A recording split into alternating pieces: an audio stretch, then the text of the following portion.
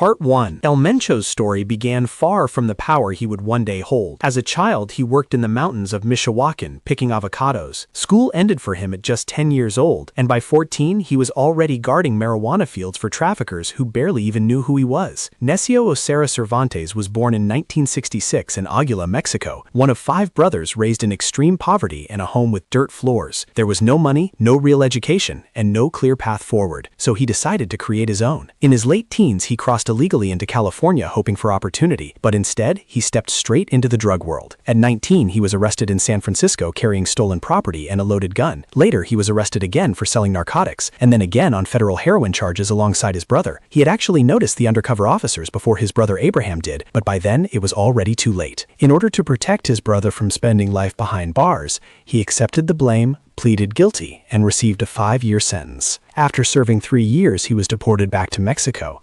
By the time he turned 30, he had no interest in playing small anymore.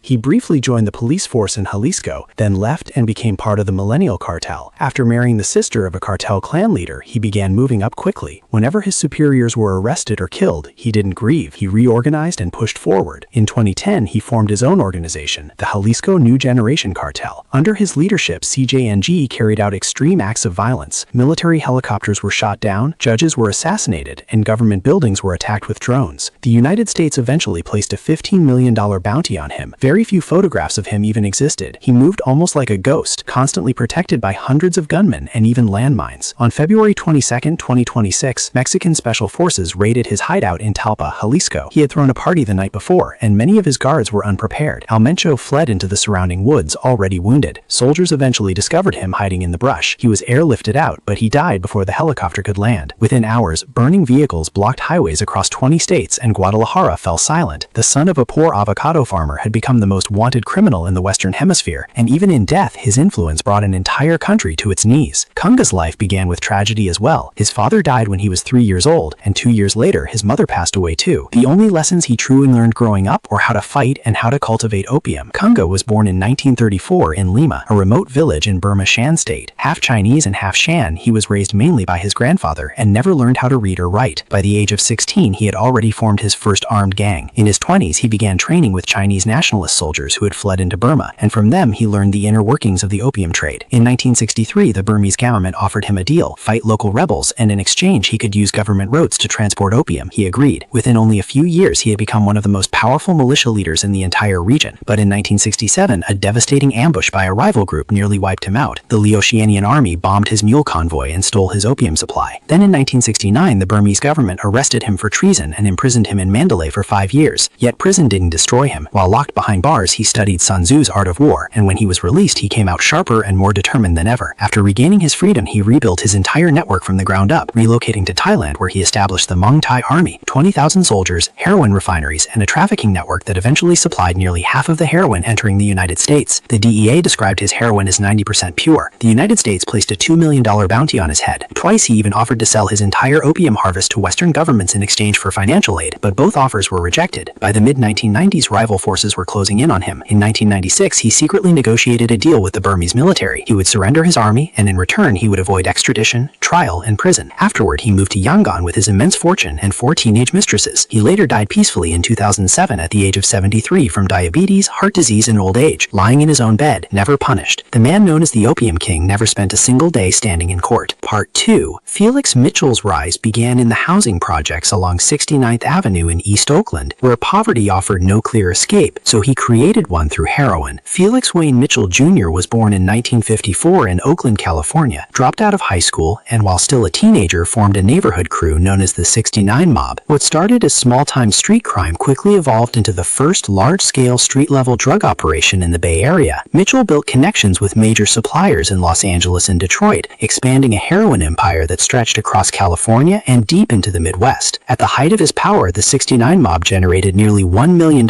every month. He branded his product with envelopes stamped 69 and stationed children on street corners as lookouts and runners. Any rival attempting to enter his territory was met with drive-by shootings. Mitchell didn't just participate in the drug trade, he helped design the blueprint future street organizations would follow for decades. With massive profits came a lifestyle of luxury, Rolls-Royces, expensive jewelry, and extravagant parties. Yet he also funded youth programs and handed out turkeys to families during holidays, turning himself into a local folk hero in East Oakland. Before sentencing, he famously told his probation officer, "I like money, I like jewelry, and I like fine cars, and I went out and got them. Isn't that the American way?" In 1985, federal authorities finally caught up to him. Convicted under kingpin statutes, he received life without parole, and the judge described his rule as a reign of terror. On August 21, 1986, just 2 days before his 32nd birthday, another inmate stabbed him repeatedly inside his cell at Leavenworth Prison over a $10 debt. He died that same night. His funeral became national news as a horse-drawn carriage carried his bronze coffin through 8 miles of Oakland streets, followed by Rolls-Royces and limousines while nearly 8,000 people lined the route. Yet after Mitchell's death, Oakland became even more violent. Without his centralized control, rival gangs fought for dominance and crime surged dramatically. Criminologists later called it the Felix Mitchell paradox. The king was gone and his kingdom burned. Amado Quiserio Fuentes' story began when he left his village at 12 years old, promising everyone he would not return until he was rich, a promise he ultimately fulfilled. Born in 1956 in Guamilito, Sinaloa, he was the son of a farmer and the nephew of Don Nieto, a co-founder of the Guadalajara cartel. With only a 6th-grade education, Amado entered the drug trade early under his uncle's guidance, supervising cocaine shipments moving through Chihuahua. He rose quickly, learning border smuggling operations under Pablo Acosta,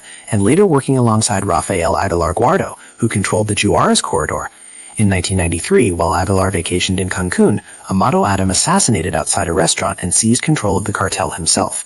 What followed transformed trafficking logistics entirely. He purchased more than 30 Boeing 727 aircraft, removed their passenger seats, and used them to transport up to 15 tons of cocaine per flight from Colombia into Mexico. This earned him the nickname El Señor de los Cielos, the Lord of the Skies. He formed alliances with the Cali cartel, bribed generals and politicians, and at his peak accumulated an estimated fortune of $25 billion, even placing Mexico's top anti-drug official on his payroll. Very few images of him existed, and he preferred the appearance of a businessman rather than a gangster. But by 1997, pressure intensified. U.S. indictments mounted, his military protector was arrested, and agents nearly captured him during his sister's wedding. Determined to disappear, he chose to reinvent himself. On July 4, 1997, he checked into a Mexico City hospital under a false identity for extensive plastic surgery, 8 hours of procedures, a reshaped face, and over 3 gallons of fat removed. He was moved into recovery, but by morning he was dead at only 42 years old, officially due to complications from anesthesia. 4 months later, the 3 surgeons who operated on him were discovered inside steel barrels along a highway, tortured, strangled, and encased in concrete. Despite this, his cousin publicly claimed Amado was still alive, leading the DEA to compare sightings of him to Elvis rumors. The Lord of the Skies vanished permanently, and no one ever proved what truly happened after that night. Part 2. Griselda Blanco's path into violence reportedly began shockingly early. At just 11 years old, she was allegedly involved in kidnapping a boy from a wealthy neighborhood, and when the ransom was not paid, she shot him. Already surviving as a pickpocket, she would grow into one of the most feared cocaine traffickers in American history before turning 30. Born in 1943 in Colombia, she grew up in the slums of Medellin, raised by a mother who worked as a prostitute and surrounded by abuse and instability. She ran away at 19 and by her 20s had married a small-time criminal, given birth to 3 sons, and illegally entered the United States using false documents. In Queens, New York, she and her second husband, Alberto Bravo, created a cocaine pipeline from Colombia, using female couriers who smuggled drugs hidden inside custom lingerie. When she suspected Bravo of stealing from her, she shot him dead in front of their 5-year-old son, and later arranged the killing of her third husband as well, earning the nickname the Black Widow. By the late 1970s, she relocated to Miami, where her organization moved roughly $8 million worth of cocaine every month. The 1979 Dataland Mall massacre, when her gunman opened fire in broad daylight, is widely considered the beginning of the Miami drug wars. Authorities eventually linked her to at least 40 murders, and when one of her assassins mistakenly killed a rival's 2-year-old child instead of the intended target, she reported coldly, saying it meant one less witness. She was arrested in 1985 and sentenced to 15 years for drug trafficking, before later facing murder charges. However, the prosecution collapsed after their key witness, her own hitman, was caught engaging in phone sex with staff members from the prosecutor's office. She ultimately pleaded guilty to secondary murder and received concurrent 20-year sentences. Released in 2004, she was deported to Colombia and lived quietly in Medellin for 8 years. But on September 3, 2012, As she exited a butcher shop, a man on a motorcycle approached and shot her twice in the head, killing her at age 69 in the same manner she had used against so many others. Pablo Escobar's criminal journey began with small schemes, stealing tombstones, sanding off inscriptions, and reselling them as new, then moving on to car theft, forged diplomas, kidnapping, and murder, even after ransom payments were made. By 25, he had embraced a single rule: take whatever you want. Born in 1949 in Rio Negro, Colombia, to a farmer father and a schoolteacher mother, he grew up poor in Medellin and dreamed of becoming president before dropping out of school. In the mid-1970s, he founded the Medellin cartel, processing cocaine sourced from Peru and Bolivia in jungle laboratories before flying it into the United States. At its peak, the cartel controlled roughly 80% of the global cocaine market, shipping 70 to 80 tons each month. Forbes listed Escobar among the 10 richest people in the world, with an estimated fortune of around $30 billion. He built schools, hospitals, and entire neighborhoods for Medellin's poor, earning the nickname Robin Hood, and even won a seat in Congress. But when Colombia's justice minister exposed his criminal background, Escobar ordered his assassination, followed by the murder of the presidential candidate and the bombing of Avianca Flight 203, killing all 107 people aboard while targeting a man who was not even on the plane. In 1991, he surrendered under his own conditions and constructed a luxurious private prison complete with a nightclub, jacuzzi, and soccer field, continuing to run his cartel from inside. When authorities attempted to transfer him, he escaped, triggering a 16-month manhunt. On December 1, 1993, Escobar celebrated his 44th birthday. The next day, after calling his son, authorities traced the signal and surrounded his hideout. He fled across rooftops but was shot multiple times, in the torso, legs, and head, bringing his life to an end. Around 25,000 people attended his funeral, some mourning him almost like a saint. The Medellin cartel collapsed within months, yet despite his death, the global cocaine trade continued, proving that even the fall of the king could not end the empire he helped create.